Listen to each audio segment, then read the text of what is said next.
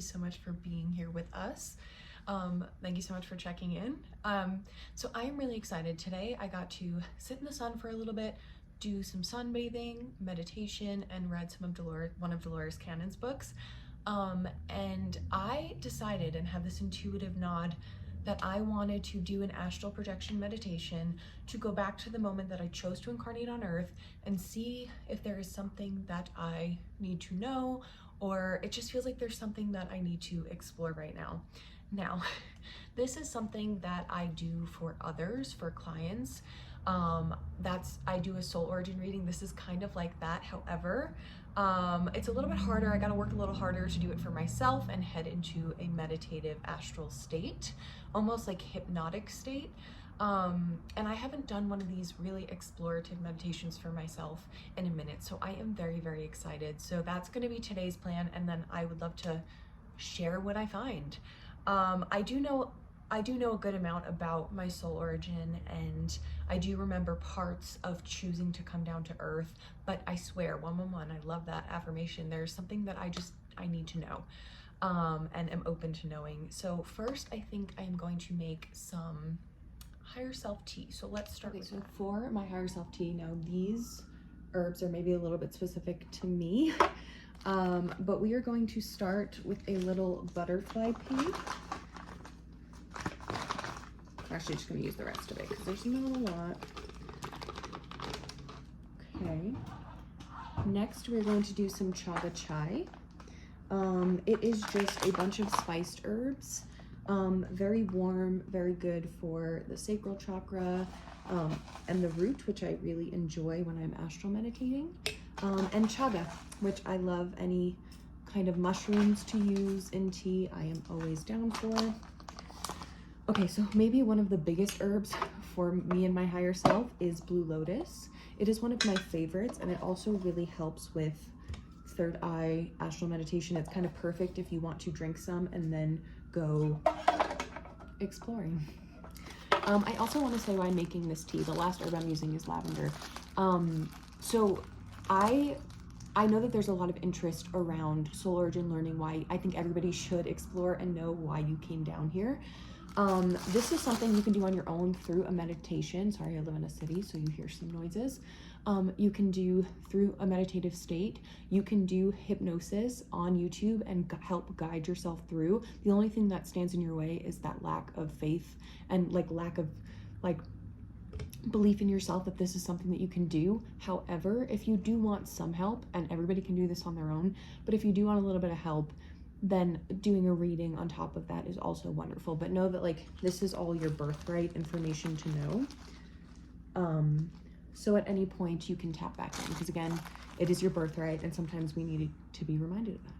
Okay, so some things I use to kind of set the space before I head into an astral meditation is cleansing of the space. So I will do light incense, light a candle, give some Reiki to the space, whatever it is, just kind of inviting in my angel spirits, guides, masters, ancestors, star family, higher self. Always important to invite in your higher self. Of the highest and most loving good, I speak my intention of what I allow in and what I don't. And then I just kind of start the process. The process is headphones, eye mask. It's very, very helpful when you're heading into an astral meditation to have maybe noise cancellation headphones. If you don't, that's not a deal breaker. If you don't even have headphones, that's also fine. You don't need any of these things. But I find that helps me, as well as always having my eyes covered, especially if it's daytime and it's light in the room. The next two things would be Lemurian seed quartz. This is one of my favorite crystals. And I always make sure I have one on me for the most part in general, but especially when I'm meditating. And then today I have a blue lotus oil, or this is a minute and a half to find the word moldavite. So this is moldavite oil. I will put a little on my wrist and a little on my third eye. I find that that's very, very helpful as well. Blue lotus is also amazing. Anyways, so I am very excited. My tea is almost done steeping, and then we can get started. The tea is done, and can we just talk about how beautiful blue deep ocean that is? We love it. Hi.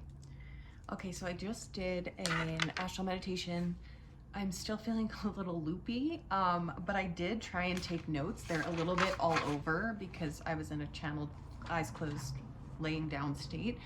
But considering I think I didn't write on top of one another, which is kind of cool. I waited a little bit and just gave myself like time to process a little bit because it was a lot. Because again, I haven't done this for myself in a while. Got my crystal, my trusty dusty. Okay, so let's just kind of dive right into what I saw because this was very exciting, and a lot of it is also kind of things that I have seen before. But there was just another layer to it that I think that I needed to hear. So one of the first things, the place that I was, so this is, I asked to be shown right before incarnating where I was, but the interesting thing that I was shown is that it was before, but it was technically also after this life. So after this life, kind of where I'll be going back.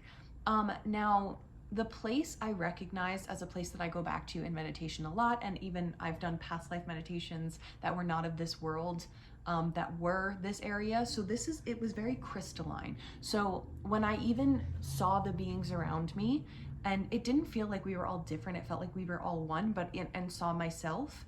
I have seen my energetic body like this before. It was just light and it was crystalline. So if I really looked at my face, it almost looked like it was made of crystals, but it wasn't physical. Nothing was physical. Like I could become any shape, any whatever. But I've seen this before, it was like my auric body and it was all white, crystalline light. And then I had like different extensions that like remind me of tentacles, but they're not, and they're just energy. So like I can reach different dimensions, because one thing about where this was, now I can say that it's connected to Andromeda and the angelic, specifically the angelic realm, specifically connected to Andromeda, because somehow those two have always been semi-connected for me.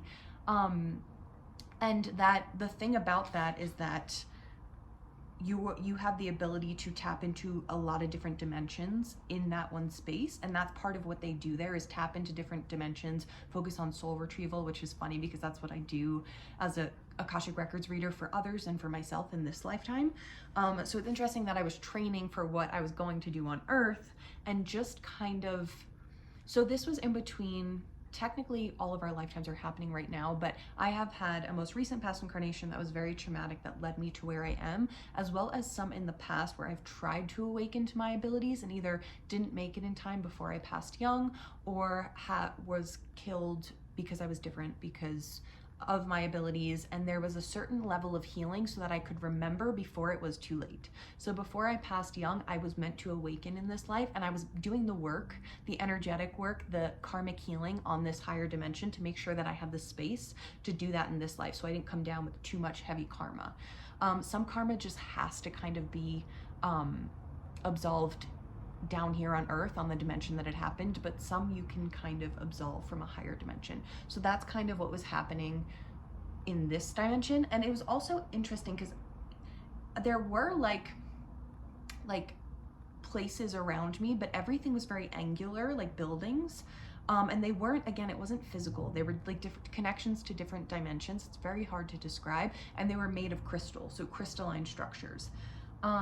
They were also, so again, I wasn't a physical body, but I remember specifically like asking and looking down to see if I was walking, connecting with wherever I was, but we were all kind of floating, like we weren't like physical beings. And then it was very interesting because I don't know, okay, so here I drew this, not very well, that one's floating over here, but it looked like there was like crystalline faces, and then they had like extensions of energy that almost reminded me of like multiple butterfly wings. It wasn't a physical wing, but that's just what it reminded me of, and it was all made of crystal. So it was very, very interesting, and it felt very like sacred to have that, very ceremonial. I saw that on myself as well, but I didn't exactly know what that was. It was more like auric. And I kept asking again why I kept incarnating, and especially why I chose then. And I saw, and I've always had a deep connection to my grandmother, and I literally kept hearing grandma called, grandma called. And for whatever reason, and I'm not entirely sure why, I don't fully understand it, but that she prayed or called for a soul to come down, or I don't think she knew it was going to be me or something. And I came a calling, I came knocking, I don't know. Which I always have a very special place in my heart for her, and we were always very close, so that makes perfect sense. So yeah, so that I would like to dive in more occasionally, but I kept asking why. What is my purpose here? What am I supposed to be doing? And aside from on my own personal level, it was to remember before it was too late, to absolve karma for not awakening and feeling like I failed on a mission, because it was from this higher dimension. It felt very like I knew I was coming down. All of us did. We were all preparing, and we were playing our roles, and we were doing what we had to do, and we felt like warriors, but like light warriors, like not whatever, but we knew we had a plan, we knew we had a mission, and nothing could derail us, and we were training. Like, again, very different than Earth because it's higher dimensional, but like we were training. And I kept hearing to be light, to be sun, to be light. So whatever it is that I'm meant to be doing, I am just seeding light. And I chose to come down to help others awaken because Earth needed it. I think that's a mass scale mission that we're all doing. It's why I'm so vocal in this life. It took me a while to get here, but I did awaken, and I am being very vocal, and I'm grateful for that because it hasn't always been that way in my lifetimes. And I also kept hearing and seeing to be fun. So I have been so serious in some lifetimes because I've known that I've had a purpose and I needed to get there, and there was just this like looming feeling. And in this life, I'm just like also on a personal level learning to have more fun in the physical, in a human body, even though it feels very dense and very limiting. And yeah, so that's what I found. I'm gonna leave it there because there's still a lot more to process. But again, this is something that you can do if you wanna go into a meditation. This one was only about 37 minutes, a half hour to 37 minutes. And you just allow yourself to receive, take notes, and you can ask, call in your angel spirits, guides. And then if you need a little help or whatever it is, or you just want to, you can always book a soul origin reading with me because we go over all of this. But anyways, thank you guys so much for watching. I hope you have a wonderful day. Do something fun today. Do something that feels good to you. Go get sun on your face because that's so important. Move your body, that's also important. And put loving, nourishing foods and teas in it. Okay, love you all. Have a wonderful day. Thank you so much for watching.